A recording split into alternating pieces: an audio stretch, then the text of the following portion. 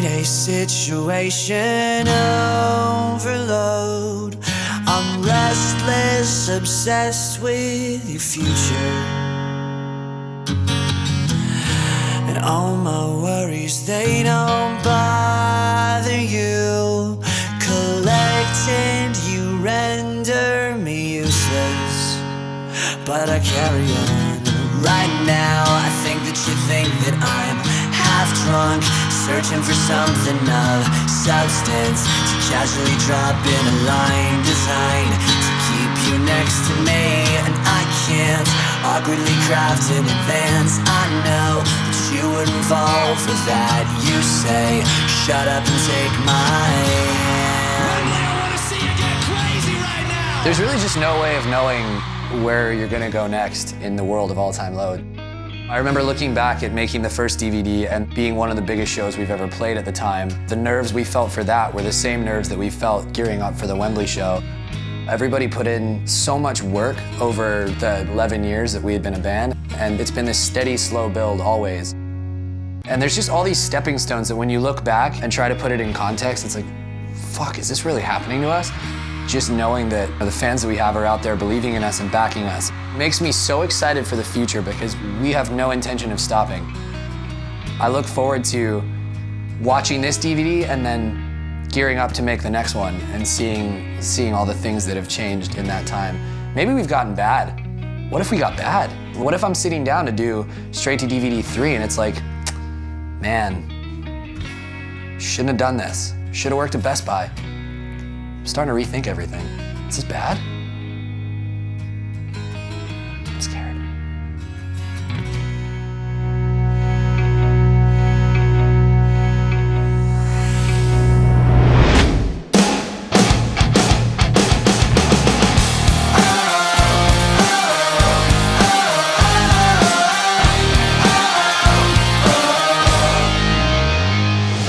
There came a time in our career when we decided to proceed with a new adventure and sign with a major label. We signed to Interscope Records. At the time, it seemed like that was the best thing for the band. We just come off our biggest album yet, Nothing Personal. There was a lot of buzz about the band. Everyone was really excited about us. We saw the goals we wanted to achieve, but we didn't at the time quite know exactly how to get there. Seemingly, when we went to meet the label, it was great. They were very excited with the fact that we already had an established fan base. We're like, this is it. This is gonna put us to the top. We're just gonna blow up.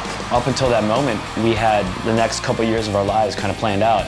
The Dirty Work, the recording process was, I guess in a word, it was kind of bumpy. It definitely started off a little weird and a little different. It was our first attempt at a major label record, and it was our first time having any sort of major label money backing the record. Hey, here's 20 cents. Fucking throw it away, because I don't give a shit about money anymore.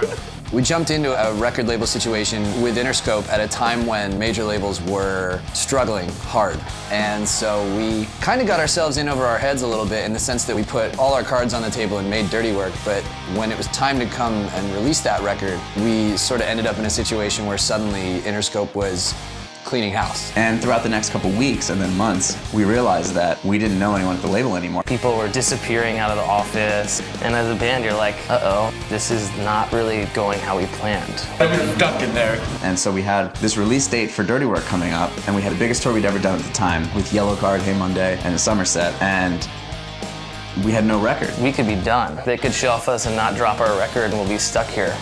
And the record didn't come out for something like 6 months after that when we were in the middle of Germany. You had people at the label making decisions who don't understand a band like that, don't understand a band who lives and dies by their fans, not lives and dies by a single on the radio. I think that they felt lost in the system and they were questioning what they were all about, where their career was going to go. It was a very difficult time for them. It wasn't a united front. It was very disjointed. Panoramic. The first song released wasn't quite what we wanted. Nobody really understood the video of I Feel Like Dancing. No. Frame this for Instagram. Having been very close to that process, there are some things that the band was being pushed into doing that from the very get-go we knew did not feel right. And I think that comes through. It's impossible to hide that. It was a really scary moment for All Time Low. It was the first time in our career we were surrounded by uncertainty, and we didn't really know what the next step was going to be.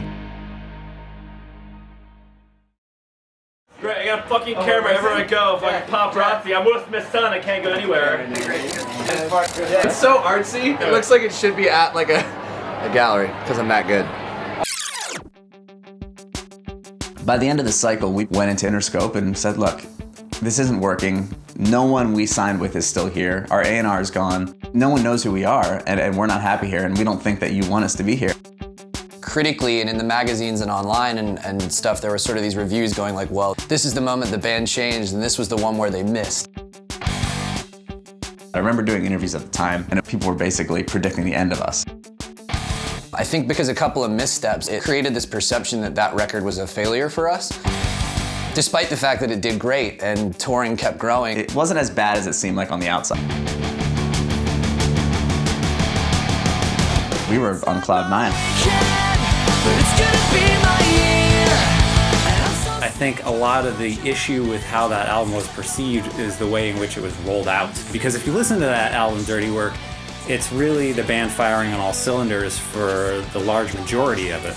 That was pretty much when we realized that it was maybe not the place to be at Interscope Records. Maybe it was best to go back to the label and ask if it would be cool to part ways amicably. They obliged, which was cool. It was kind of like a mutual split. You hear tons of major label horror stories, and we got a little bit of taste of that. But what we didn't get is the lawyers and all the contractual stuff happening. It was pretty much an easy break. It's cool when that story happens, because I've seen a lot of bands that come up and then they sign with a major and it doesn't work for them, and it causes the band just to fall apart. And you're like, man, those guys were so talented, what happened? All Time Low got stronger, they got closer, they got better at what they do. They were better for it. At the end of the day, we were still young and we didn't know anything. A lot of our decisions were never that calculated. We went into things sort of brash, and it was all in an effort to build, but at the same time, it was always like taking that leap of faith. And I think that was the one time where we jumped and landed in quicksand, and we were like, oh shit, how do we dig ourselves out of this one, because the perception of the band had changed a little bit. So I think that was a big lesson for All Time Low during the Dirty Work album cycle, really having the courage of their convictions and just knowing what's true to them and what's not.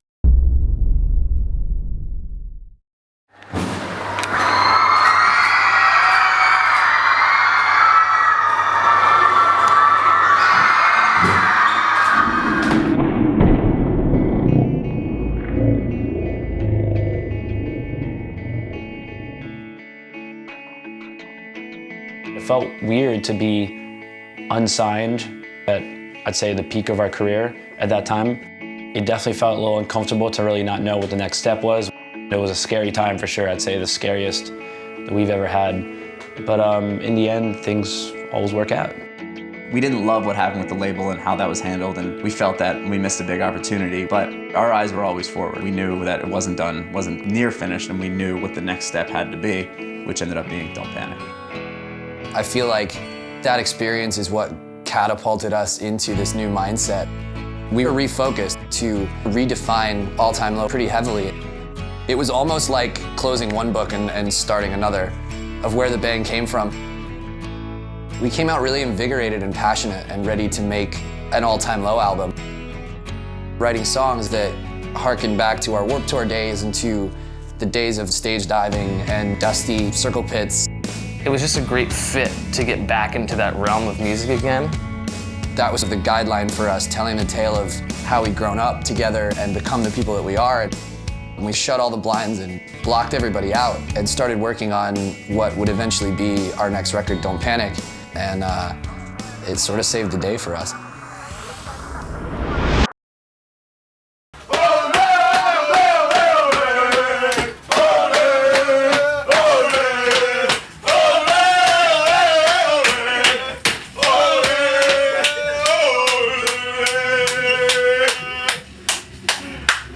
Song goes out to all of you. It's called Somewhere in Neverland.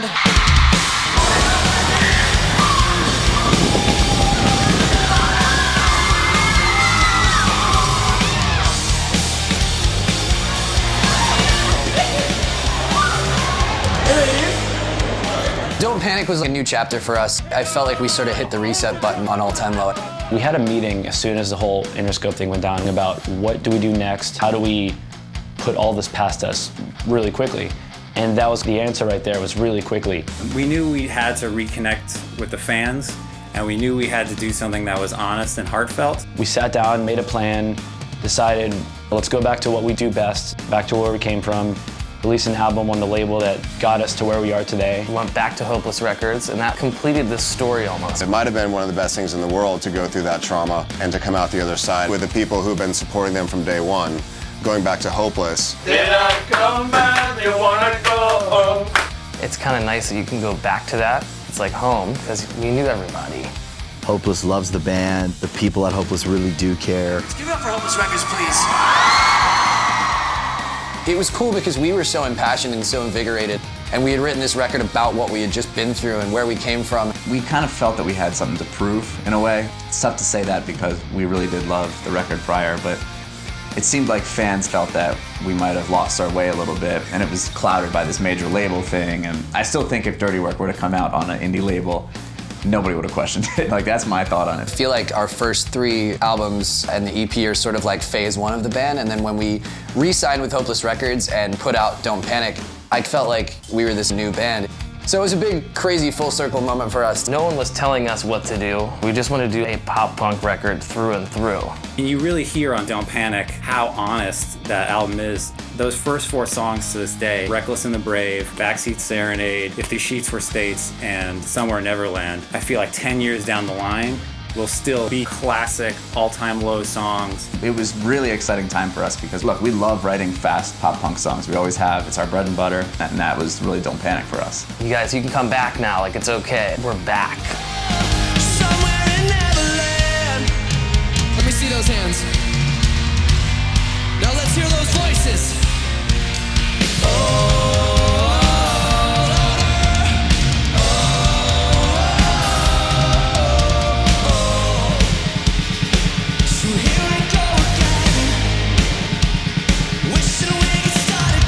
Great labels, great companies are built off of great artists, and there's a real partnership that has to happen where everyone's working together, and that's the dream situation. And luckily, All Time Low, I think through that experience, found out really what made them stronger. To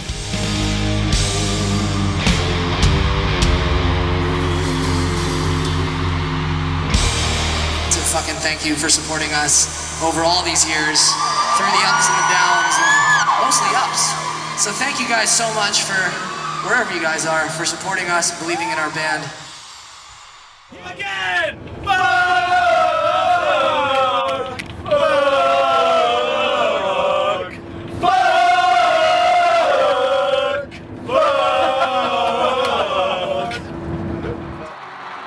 So we were in the thick of touring. We had done all these festivals across Europe and in the States, and then something amazing happened to us when Green Day got in touch and was like, hey, we want to do a bunch of shows with you. Being able to go and play shows with Green Day overseas was absolutely nuts for us. We got to play all over Europe, and we got to play Emirates Stadium for, 63,000 people. Green Day sold it out by themselves, and then we got added on the show. We were like, that's insane. We got on stage, and it was just a sea of people. For the right guys, and I'm still waiting. You don't really get a minute to think about it, and there's no way to simulate that or practice for it, so we just kind of jumped in and embraced it. The way she walks, it's It sort of introduced us to this new scale of what shows can be for All Time Low. You know, we're playing with the big boys now. To be honest, touring with Green Day and opening up for them in Europe for 2 months changed the whole landscape of our band. I think it opened the door for us and took us to a next level over there. There was a noticeable and tangible difference after we did those shows as far as how much our following increased. The second we left, people were immediately like, when are you coming back? When are you coming back? When are you coming back?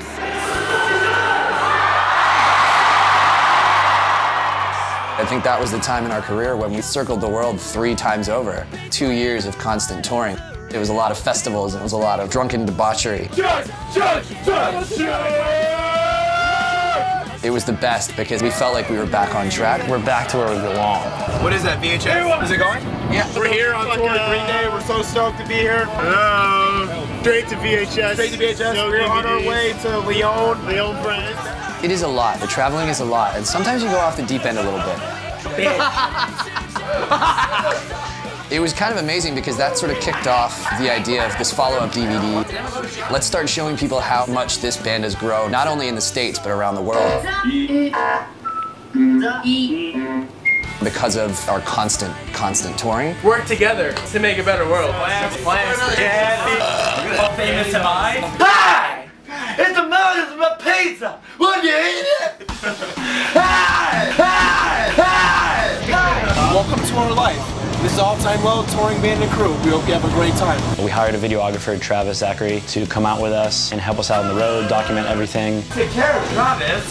Travis getting experimental. Can you do it? Travis, you are a travesty. Travis, you are a travesty. Travis, you are.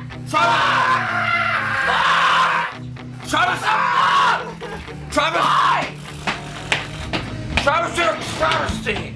Back then, when we were on tour with Travis, it was a little more wild than it is now. Being, what, 23 on the road? We got the crew back together, and it was just sort of shenanigans. We just kept saying it to him, Travis, always have your camera on, always keep your camera on, don't miss anything. Hey, is this on? Hey, is this on? Hey, are you there? Is this on? Are you on? Is it? I'm asking you. Is this on? Is this recording? Can I get it on? Hello? Okay. We filmed everything. Everything. I'm pee shy. You can't do this. I'm trying to pee. You won't be. I can't go if you're looking at me. Sometimes if I close my eyes, what angle are you going for there? Serious camel toe. It's always good to have someone around just capturing things, no matter what it is. Whoa! You forget that people do want to look into that part of your life. David Beckham! David Beckham! Suck my penis! We didn't have organized filming sessions or anything. We just had a dude always have a camera on. What is that, Trav? I'm really happy we have insight to what we were thinking and what we were feeling at that point in our lives. I didn't think it was supposed to burn so bad! Come on, take off. It's a little dark for the DVD if we're going for the PG-13 rating this time, Trav. My mind has turned to mashed potatoes. Travis, you're not supposed to film this. We haven't rehearsed yet. We haven't rehearsed for our big day. Is it going? Can I get a nod? It's going? I don't know what character to play. I forgot all my lines already. Cut over the scene. We don't know what our motivation is. Our pets' heads are falling off. Hey, who the fuck are you?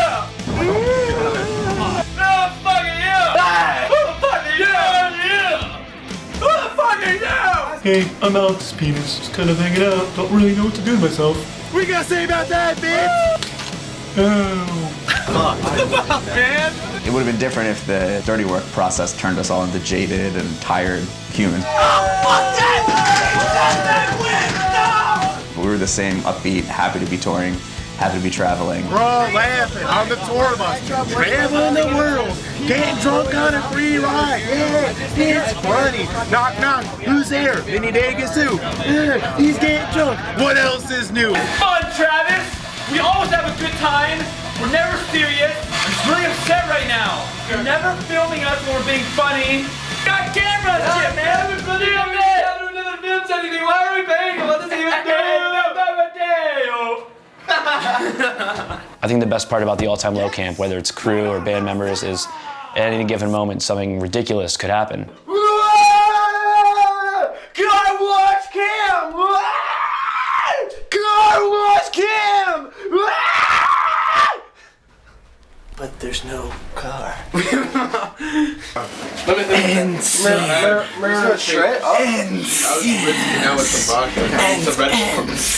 just gotta say fiend. Okay.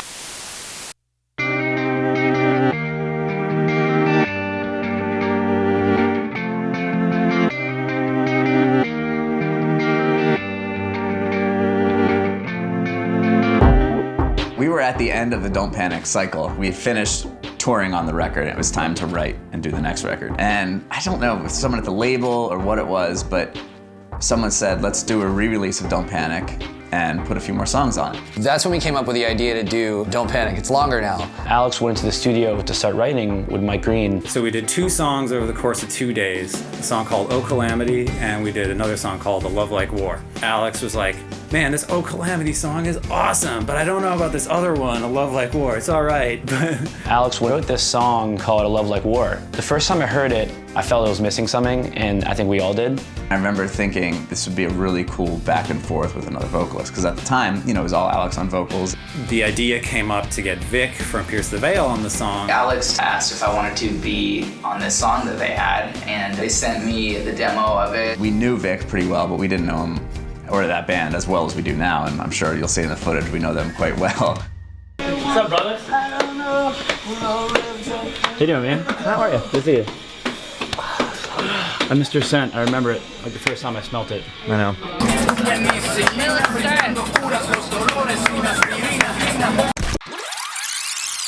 When you do a re-release and you put on B-sides or demos or anything like that, you do it because, look, we love these songs, we want the fans to hear them.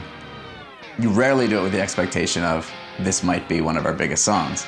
And that's exactly what happened. So Vic tracked his entire part at their home studio, and we didn't know what to expect. They had most of the song planned out pretty well already, and I just had to add my own vibe to it. I was very happy to be a part of it. There was just something about having Vic on that chorus of Love Like War and the second verse that just really made that song astounding. As soon as I heard Vic and Alex together, I lost my shit. I thought it was the perfect collaboration. It sounded amazing, and it was what the song was missing. We dropped the re-release with this single, and honestly, it extended the life of the album for another year.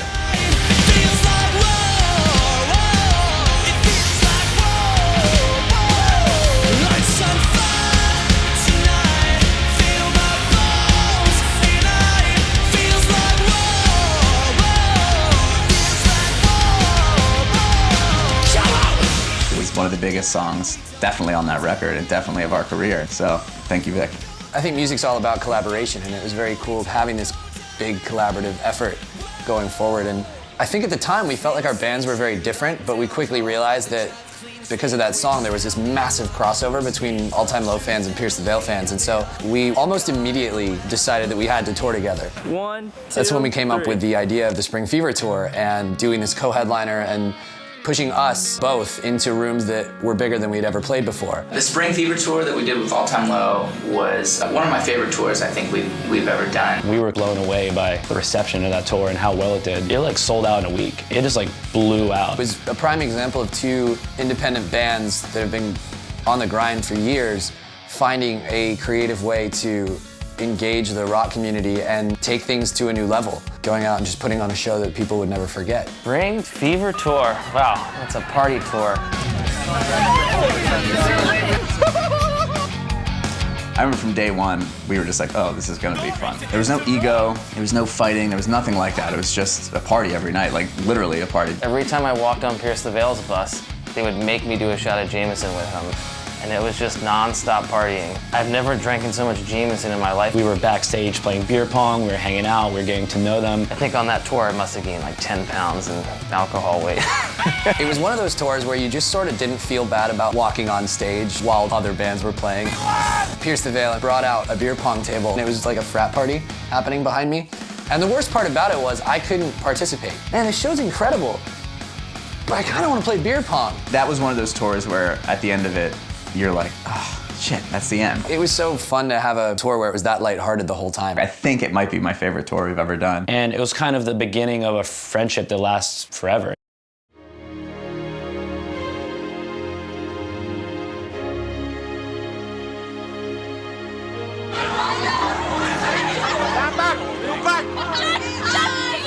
After the Spring Fever tour, we got to be a part of the first APMA Awards. We had been nominated for Song of the Year, and it was actually Song of the Year for A Love Like War.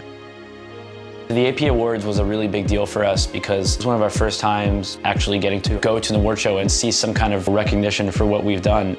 I think it was amazing because it kind of slipped into the underground for a minute, rock music did. So it was refreshing to see AP Magazine pick up that torch that certain other publications have done elsewhere and run with it. It was a cool way to close out the record cycle and to be on stage performing A Love Like War with Vic. It was a really cool moment for us, but also for fans. We ended up winning Song of the Year for that song, and it was just kind of a surreal moment. I carried Vic out on stage, actually, to the microphone. I wasn't ready for that. And we got to hoist not only the trophy, but we also got to hoist Vic over our heads, which is always fun. I like holding that man. Obviously, we have to give a big shout out to Victor Fuentes right here for making this song incredible. Thank you to Hopeless Records, thank you to Mike Green, our producer, and a massive, massive thank you to AP and to Mike Shea and everyone at AP for putting this on. First one, this is pretty damn good. Pretty damn good. Thank you guys so much. It was kind of a fun little after party of the Don't Panic cycle. It was really fun to do something like that with your friends and share that moment. I think that's what playing music is all about. It's about sharing these great times with your friends, and I'll definitely always remember that. Coming from Spring Fever to AP Awards to winning the award was just surreal. you can't really believe it, and you feel so lucky and so blessed to just even be a part of it. Between Hopeless Records, between releasing Don't Panic, with a song with Vic, doing that tour, it gave us hope that we can keep doing this for a lot longer. It hits you all of a sudden that these things that you never expect to happen sometimes sort of like creep out of nowhere and are the things that define a moment. But I think that's the best part about life sometimes, is you don't know. The unexpected is, you know, the adventure. Seriously, guys, thank you so much for this. Honestly, every band that was nominated deserves this thing so much. Every song on that list is incredible. Again, this is all you guys. This is all votes. This is you guys making a difference for us. Thank you so much for what you do. Thank you. Shortly after that was when we started buckling down and thinking about the next move.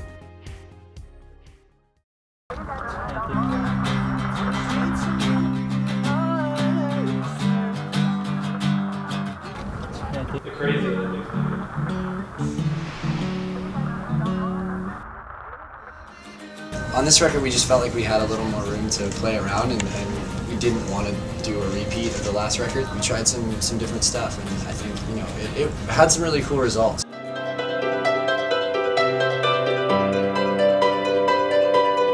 So the time came to make a new record. We shut things down for a minute and went back to the drawing board and started writing songs.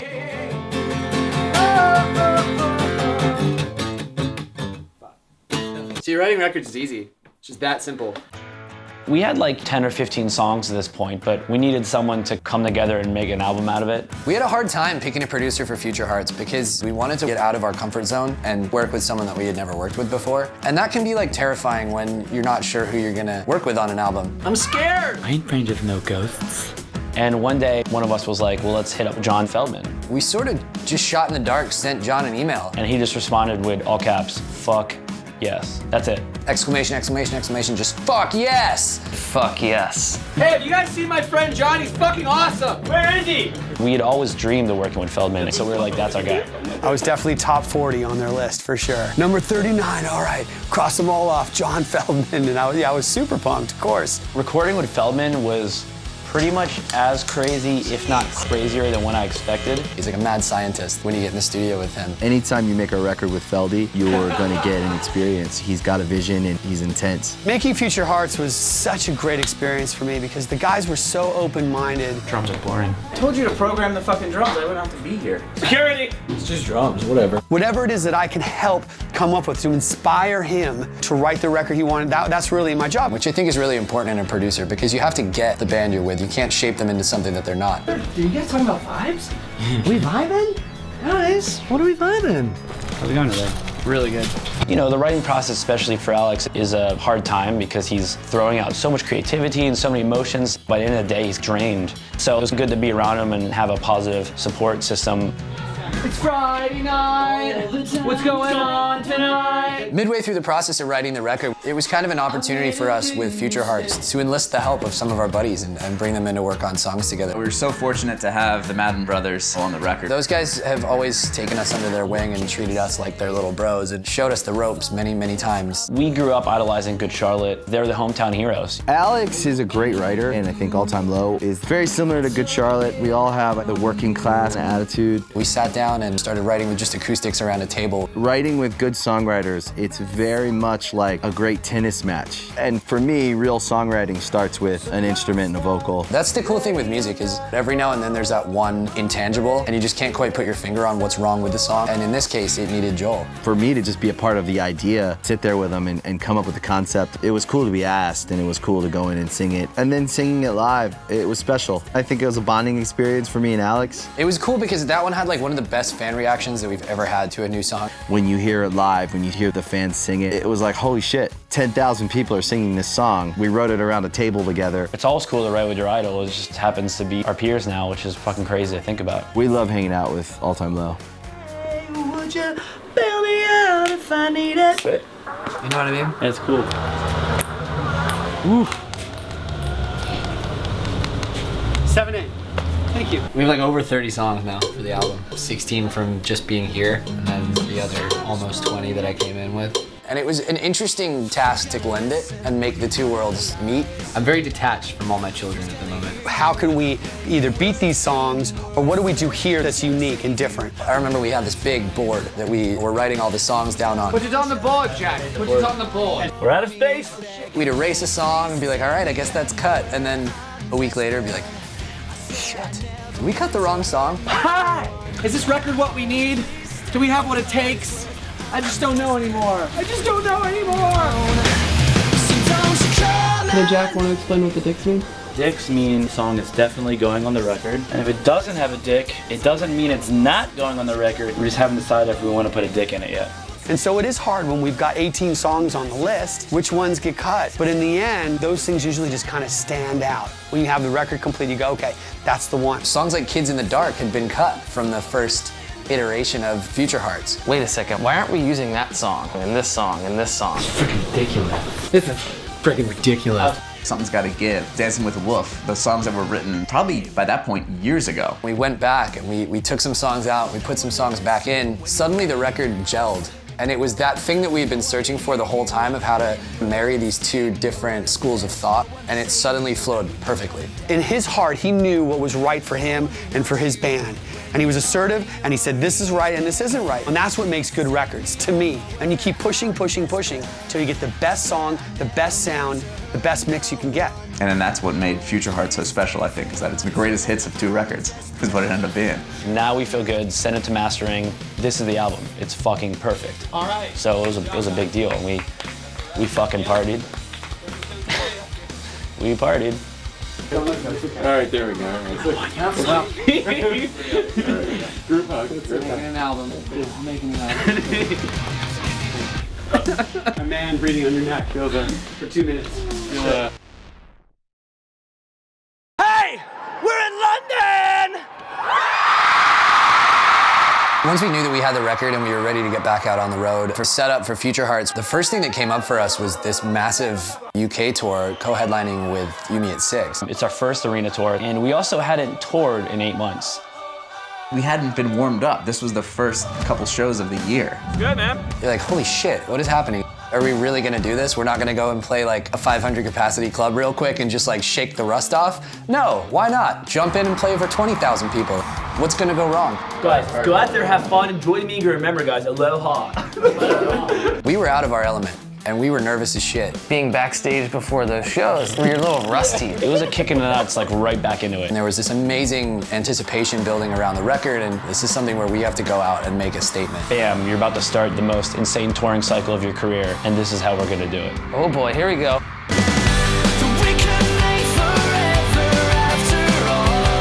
I was here at 6 o'clock this morning. I skipped work to be here for all time late, and I can't wait. I'm so excited. My breath was like taken away by the fans, losing their shit. And you kind of forget how much an audience can move you and affect you. And when you haven't played a show in a really long time, that's like really overwhelming. We had pyro for the first time. We had this huge video wall, all these lights. So you're kind of like, we're really doing this right now. Like, this is actually happening. It was just a lot going on at once, but it went over so well and we had so much fun, and it was kind of a bad thing because now we're just like, well, all we want to do is play arenas. I mean, look at all this fire we have around us. It's what we strive for now. I flew here from Barcelona to see All Time Low in Birmingham, and I'm so excited. We were standing in the freezing cold for 5 hours. All's okay, because today I get to see them live for the first time, and I am so excited. This band means the world to me. It's hard for you to stay, but we don't really have to throw it all away. I'm thinking. I don't understand why we just don't play rooms like this every day.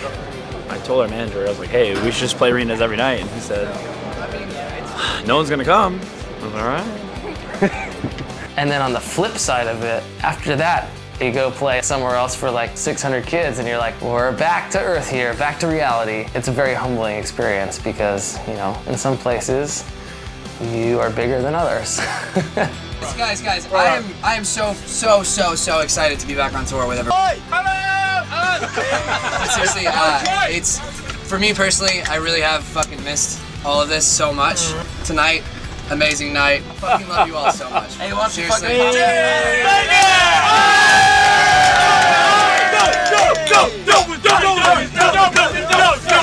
Go!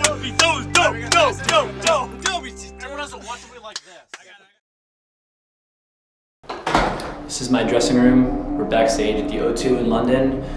This is where they put me because it resembles my bedroom at home. It's nice and it's quaint. It's very comfortable. Reminds me of my grandma's house. But I'm about to take you guys to Narnia. Come on. Let's go.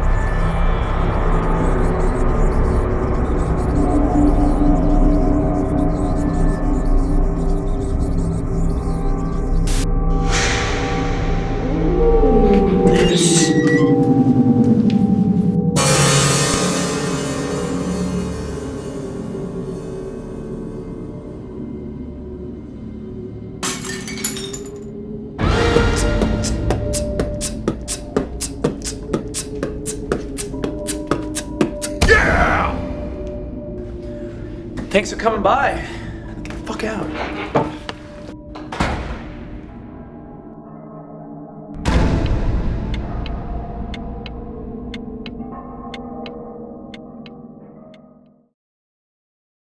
Some people take their work seriously. Some people take sports seriously. We take Flip Cup seriously. Philadelphia!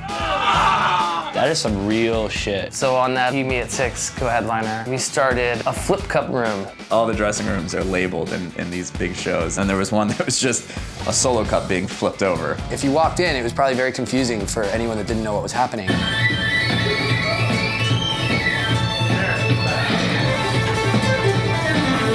I tried it! It was just a room with some tables. Bunch of red cups.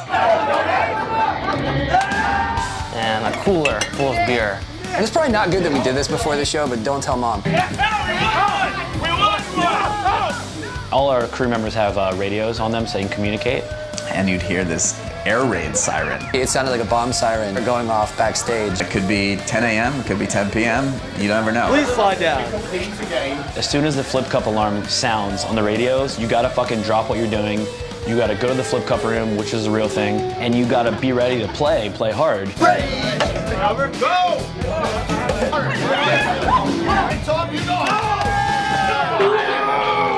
You would get shamed very harshly if you were in that room when that air raid went off. Who are you? Do you know who I am? Drop whatever you're fucking doing, it doesn't matter, it's not more important than Flip Cup. Game on. It was just purely about the largest game of Flip Cup that anyone has ever seen. Tables will get flipped. It's supposed to be the cups, but sometimes you get a little angry, you get a little heated. That shit's for real. Instead of a siesta, it was get amped up and drink beer for 10 minutes, and then we'll go back to work like it never happened again.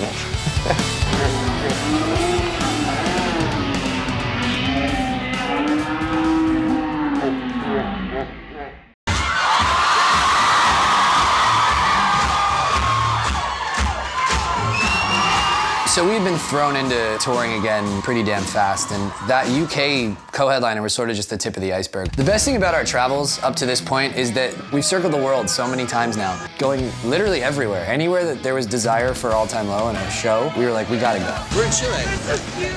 Sometimes we go outside and there's hundreds of kids waiting, which is great. Those are the markets that still treat music like it's the fucking Beatles. It's amazing. You get there and there's like 6,000 people waiting for you at the airport. I'm surprised we've never run anyone over. Dude, this is crazy. There's so many people out here. And it's madness. You have to be run into these cars and like people are ripping your clothes off and Literally try and like rip your shirt off your back. It's almost happened a couple of times actually. It almost feels unsafe at times. It's so fun to play shows over there because everyone is like having the best time of their life. We booked everything. We booked the UK We're in Glasgow. Time now takes over Manchester. multiple times. You don't know how many lives you have saved. The world feels like a really big place, but it's not. And when you finally get to those places, it's so genuine, it's so pure, it's so much excitement. See a lot of kids out here in Madrid. Shit. We just played Budapest for the first time. Fucking insane. It took us 12 years to get here. Worth it. We're in Rio! I never thought in my wildest dreams that we'd get the chance to go and play all these places. You know, the language barrier sometimes creates communication problems, but for the most part, All Time Low fans everywhere celebrate our shows the same way. There's bras being thrown on stage, inflatable dicks being thrown, people try to climb on stage. Bonjour, we're in Montreal. It really shows how fans have created this family. I don't think many bands have what we have, and for that, we're really lucky. I'm gonna live forever. Hey, we're in Melbourne. And look at these balls. So we're just going really hard. This is gonna be the most intense touring cycle we've ever had. It's so beautiful here. We hadn't been to Australia for a while, and that was another another eye-opening experience just to see how much the band had grown there. Australia is one of my favorite places because instead of driving everywhere, you fly everywhere. And depending on what time you play, you either fly at night or early in the morning. Shit gets pretty unpredictable on the road.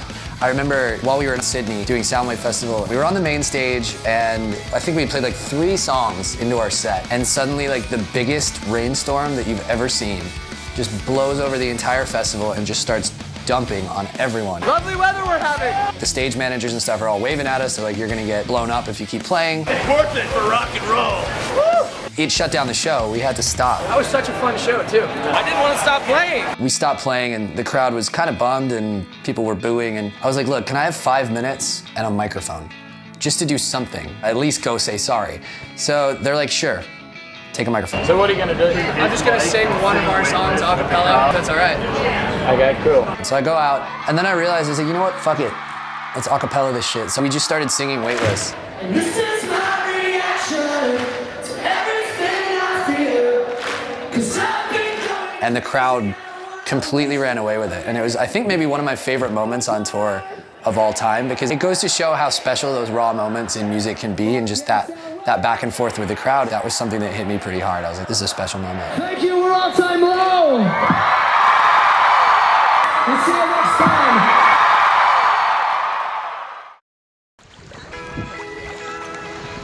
Jack is the baby in the band, and whenever his birthday comes around, it's like everyone has to stop and drop what they're doing because it's Jack's birthday month. It's my birthday! Brian! As soon as it hits June 1st, that's his birthday. Hey Mom, I'll be home before midnight. We happened to be in Europe for my birthday this past year. Everyone likes to spend their birthday doing certain things. I like to spend my birthday for a month doing everything. So I kind of wanted to go all out. Just a celebration of life and just birthday month in general. Talk dirty to me. At this time, Jack becomes Princess Jack. So he puts his tiara on like it's his sweet 16. Hey, birthday. I want a pony, I want cakes, I want pies, I want a clown, I want monkeys. He really is like a 16-year-old spoiled girl. We're done when I say we're done. Thursday, we get to the W in Barcelona. We could rent a cabana, we rent a suite, we could party. Welcome to my cabana. To my boy JB for his birthday. Hey! Champagne! Got super European, like drinking rosé on the Med. It was a pretty special moment. The next day, we're in the Mediterranean, we could rent a boat. We got the boat and it was so fun. It was probably 14 of us on this boat in the Mediterranean and it was such a good time. Kid doesn't know what that. So we spent like a week on the Mediterranean sailing around in the south of France. We're in Marseille! There's a cool fucking bar. Hercules! 1, 2, 3, 4!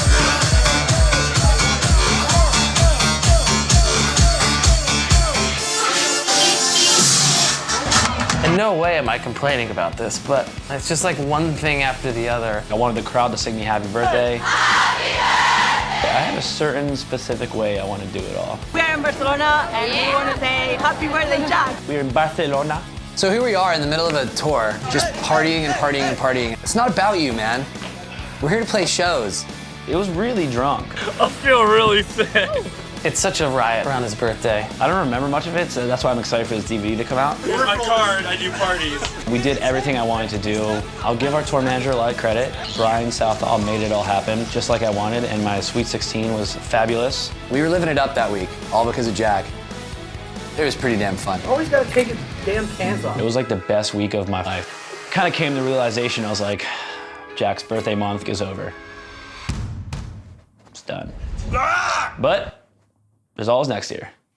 Happy birthday to you. Barcelona. We literally started in the UK, went around the world, and literally turned around. All of this was happening while we knew not only was the record coming out, we were setting up to shoot this Wembley show, and that was gonna be our biggest headlining show of our career to date. Seeing All Time Low play when I saw them play in London was definitely a moment for me. I'm all about the live show. I was blown away by the energy and the chemistry between Alex and Jack. That's what makes legends, man, when you have that kind of chemistry. All 4 of them, each of them had their own thing. That was the moment I said, this is the real thing.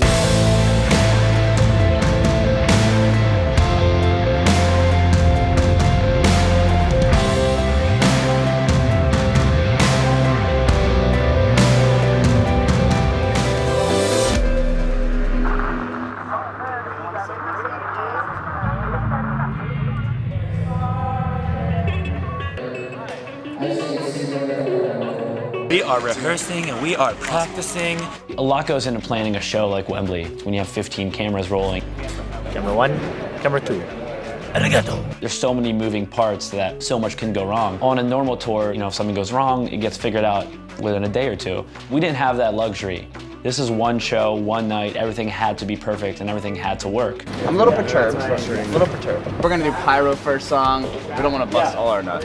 We had this massive screen set up, we had pyro, we had all these moving parts that we had never really had before in a live setting, and no time to really think about it or comprehend what was about to happen. Then on top of that, it's a lot of money. A lot of money, strictly for the DVD. Usually if you have this sort of production, you have it for a tour. So you have many shows to make up the cost of all of this production. And in this case, you didn't have that. You had one show. I killed it today. I don't know about the other guys, but I did a really good job. So Yeah, we're good. We're fine. We're doing fine. So we decided this isn't a money thing. It's not. I'm less concerned with the money than I am with the ability to make it happen seamlessly. Whatever it takes to make this DVD amazing, and I hear, my manager's over here squirming because he'd just still think about the cost of all that probably. Shit happens. Ryan got a little fire in his eye, literally on the pre-pro day, and we kind of had a little freak out. And one of the pyro blasts came up, I think for Love Like War, and a half second later I got a pretty big burn in my eye. Of course, the first thing that goes to your mind is I'm on fire. They came over, they fixed him, they got him a new eyeball, and shit was fine. It was scary, but that was it. And then of course, that added to the next day. When the actual show was happening, I'm thinking, okay, well, close your eyes when that pyro happens because you don't want to have to run off stage after song 1. But everything was fine for the show. That's a wrap on Wembley rehearsal for the first day on Thursday before the Friday. Careful. Don't listen to him. We're burning. All the while, I'm just like, is anyone even gonna come? Is anyone gonna show up to this thing? And the show sold out so quick. To sell out Wembley that far in advance with no real push and no support announced, it was amazing. And fans were just so excited and everyone just wanted to have fun. We're at Wembley and we're excited to see All Time Low! So it's getting really close to the Wembley show. The kids were camping out for nights before. I went out to say what's up to them. It's the night before the Wembley show. About to film the DVD, and a couple kids are camping out, so we're gonna go say what's up to them. Thank them for sticking it out through the cold. I must have met people from about 15 different countries. It's like a worldwide network. Countless people had flown in just for that night. We're in London, and I am from Baltimore. We've watched them grow up from playing a show to 700 kids, and now they're playing to 12,000 in this arena, and it's their next DVD, and so I really wanted to be a part of it. There's so much love and support. It's like a giant family coming to congregate together. Whether you're from the States, you're from London, France, Germany, Australia, we're all here together for the same reason. It was very comforting. To tour the world and see fans from other countries traveling with you, it's crazy, man. It's what dreams are made of. You never think you're gonna see that happen. It really went to show how far everyone in this band has come as performers, because we just had to throw ourselves into it and pretend like we knew what we were doing. From song 1 to Dear Maria, the song we close with, the energy is 100 the entire time. In a word, that was fun.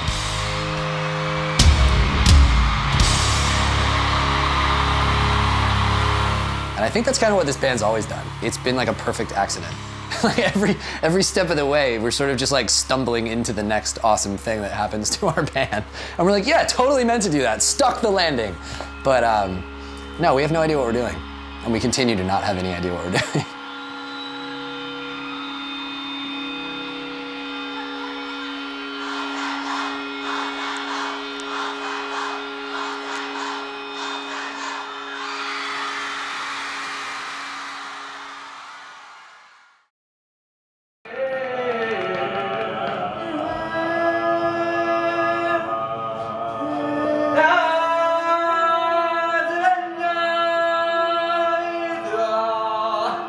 That's pretty good. That's great.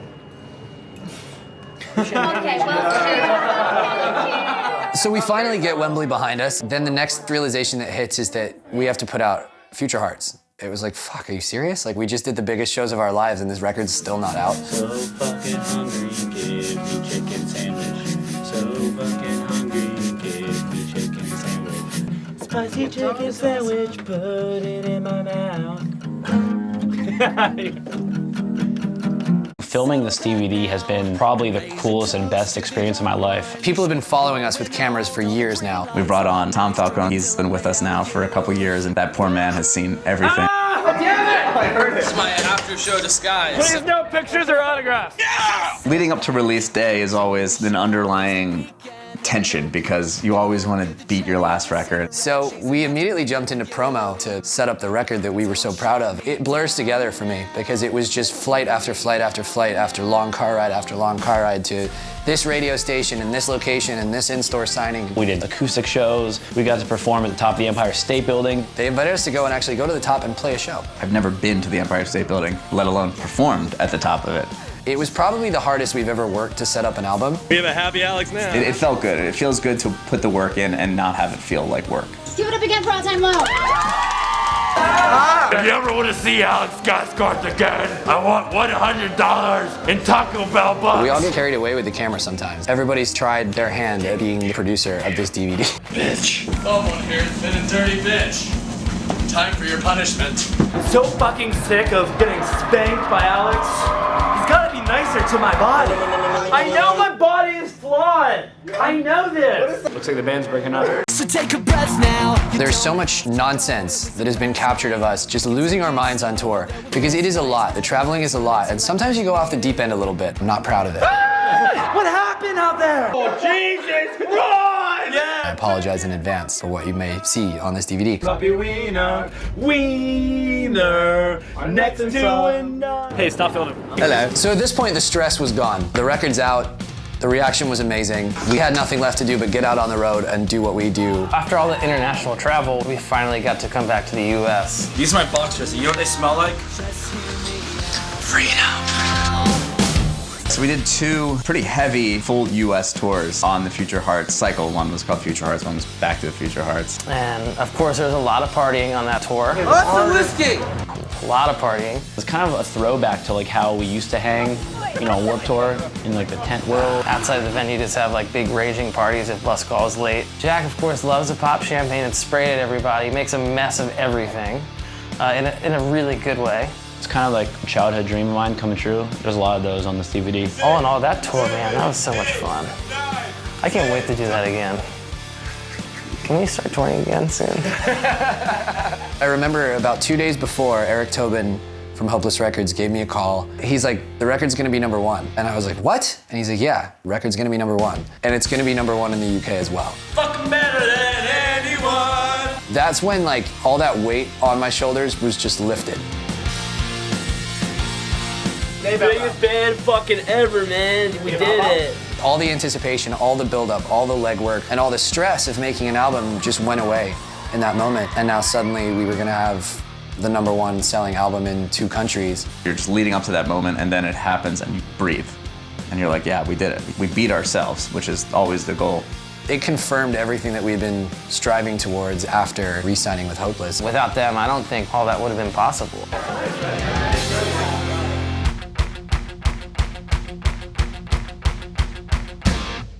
We're gonna work real hard and stick it out to graduation day. Like kids! Alright. We have 3 songs left. Alright. There were so many amazing moments on the Future Hearts tour because it was all these firsts for us. And I remember the show at the Palladium in LA was pretty special for us. Leading up to it, we thought, okay, look, we have all these guys on the record. We have friends that live in LA. Let's just invite them out, see what happens. So we had Mark Hoppus sing Tidal Waves with us. It was a song about legacy and about the mark that you leave on the world and sort of earning your place. Here's a guy that we looked up to forever, and suddenly to have him on the track sort of reaffirmed the idea that we were talking about on the song. It was almost kind of like him passing the torch in a way. It was such a cool thing for Hoppus to say yes to because, I mean, Blink-182 is the reason we started this band. Jack probably crapped his pants when he said yes. You know, when you have Blink-182 tattoo, and they're your favorite band in the world. Look, if you're a Blink fan, obviously Mark's voice is so cool to hear, and then to hear it live while he's singing on your song, I mean, it was such a cool experience. I was honored that they asked me to be part of it. We did a sound check and one more rehearsal that was backstage before getting thrown up in front of a couple thousand people to perform it live. I'm trying to keep it cool, Meanwhile, I'm sitting there in a room with John Feldman and Mark Hoppus and sort of having an out-of-body experience going like, is this really happening to wee little Alex right now? Sure enough, the show rolled around and Mark comes out, absolutely nails it, crowd goes nuts. The problem is that they had been on tour for weeks and weeks at that point, so they had their chops up, and I hope that I sang in key. That's all I care about. Thank you so much, you guys. Give it up for Mark Hoppus. Everyone came out and it was a great time. We didn't want random people on stage. We wanted people on stage who had a connection to the band. Vic came out and did A Love Like War with us. Also, our good friend Lindsey Sterling, who is the sickest violin player I have ever met. We had a connection with Lindsey with our friend Gavi. One of my best friends, Jason Gaviotti, Lindsey's keys player. She came out and did Kids in the Dark with us. We didn't even get to practice for that. That was just Lindsey in our dressing room saying, you know, what about this? I love that it had that lead guitar line that was very easily turned into a violin line. And she was just such a sweetheart, such a fun soul, and amazingly talented. And performing with them live was super fun because there were so many musicians to interact with on this stage. I got to like rock out with Jack, you know, as he's playing the guitar, and they had a super fun stage that like ramped up, so I got to like jump off things. She's super talented, amazing little firecracker of a girl. Jack is a, you know, creature to behold on stage himself. He's so energetic and crazy, so the fact that he said that is a huge compliment. It was like a star was on the stage. It was awesome. All Time Low's fan base was a sea of girls. Bras were flying on stage, and I had to laugh. I remember after the show, Jack being like, dude, did you even see what she was doing? She is like jumping off the drum riser and things like that, just all over the place in the most amazing way. If you go back and look at it, I think she outdoes Jack on stage. I really think she does.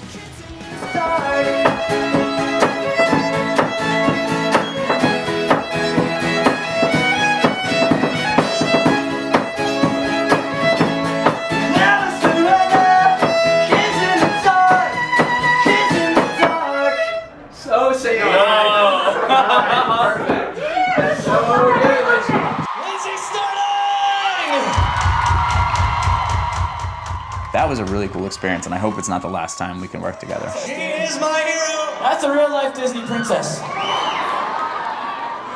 Last one. All right, I'm doing a little slower. 20%. A little slower. Right.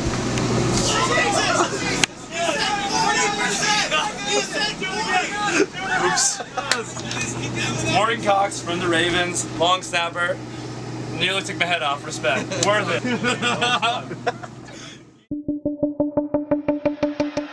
So I guess a year has passed at this point, and the APMAs are rolling back around, and they had asked us this time if Jack and I would host. Of course, we were way down to do it. Why not embrace all these moments? Girls are throwing their bras in underwear. I don't mean to sound cocky, but we're gonna kill it, and this is the best decision you've ever made.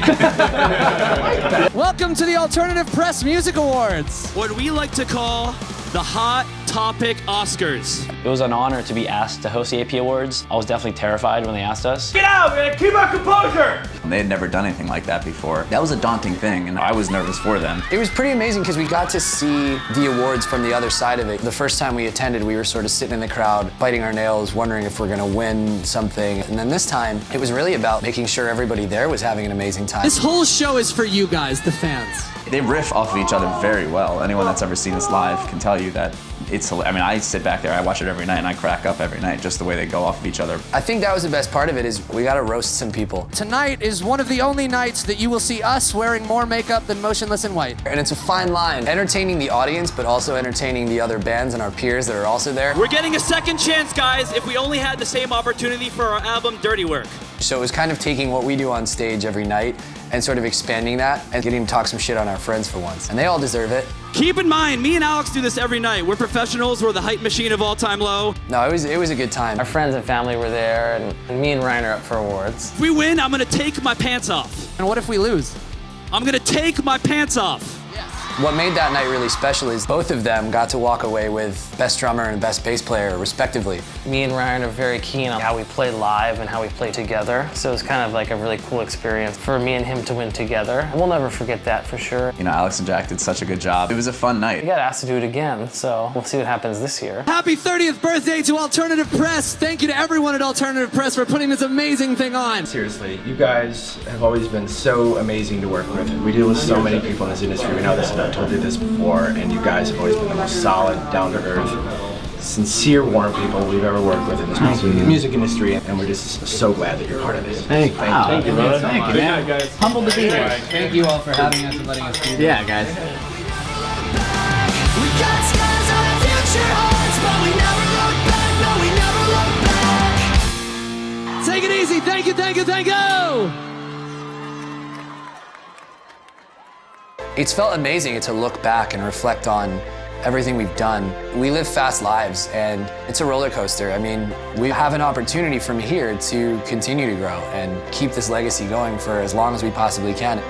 After all was said and done, we had reached the end of the tour. Last fucking show. Having all of our family and our friends close out the tour out with us in Baltimore just felt right. It's our hometown, it's where we come from. Coming back home for the last show was absolutely incredible. It was all these familiar faces, all these people that had been coming to shows for years, and it culminated in this one moment where we were playing a venue called Pier 6, which is one of the bigger venues in Baltimore, and we had never done it before. And it was the perfect way to end the tour and end the year. This is it. You know it's gonna be wild, and you know it's gonna be fun. We all go home in the morning, and then we drive our cars there, and then all our families come out, our friends come out, so it's a big party backstage. I remember seeing all the fans and doing the meet and greets that day and seeing people in the parking lot afterwards, and everybody had the same thing to say. You know, it was sort of all about thank you for the experiences that we've all shared this year. You know, I remember running into people that have been coming to shows from before Future Hearts even came out, and it felt like we had sort of been on that journey with everybody. It was special. It was really special. And to be at the end of this incredibly long journey, making the record, putting the record out, achieving all these goals that we never dreamed of achieving, and then getting to finally close that out in a venue we'd never played before in our hometown. It was pretty iconic for everybody. Just a unique show. I think at this point, you know, we do so many shows, it's cool to have things that set them apart from each other. Every night's always special. You could feel it in the air, you could feel the energy there that night. These experiences not only affect where you are in the band, but it affects your life. It's always been an upward movement for this band. They've only grown bigger. Every show that I've seen them play has been bigger and bigger and bigger. All Time Low is all about the fans, and has been and always will be. And it's something I've rarely encountered, and it truly is something special. They really have built a really solid worldwide fan base. It's a huge accomplishment. There's this wonderful genre of punk rock music that will never die. I think it will last forever. It will always resonate in the hearts of the ecstatic nature of their fans. It's cool that this far into a career, we can continue to check things off the list as firsts and meet all these new fans from around the world. If you ask me right now where we want it to be in 10 years from now, the answer hasn't changed. We still want to be doing what we do, touring, making music, playing shows. It just makes me more excited for the future. The possibilities are endless. To be wrapping up Future Hearts, it's such an incredible journey, and we're so damn lucky to do it together and to have each other through every part of it and to have the fans. If this is the peak of All Time Low, then I'm very happy with this. You know, we started this band when we were 14. It's a brotherhood. It's always gonna be that way no matter what. Because these guys molded me to who I am and helped me through everything, so I couldn't be more proud to be with these guys and to be a part of their lives, so. Let's go on tour.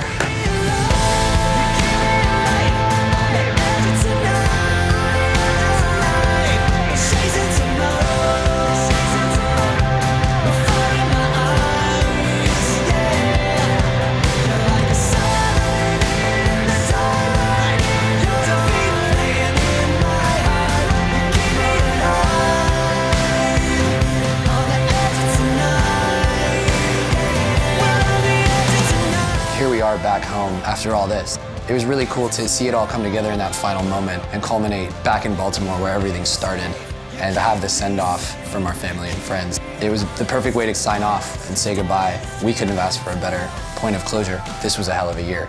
This was a hell of a cycle. I guess you can't really get lost in the past. You can't think too much about the future, but hey, it's been one hell of a ride so far, so can't wait for the rest of it.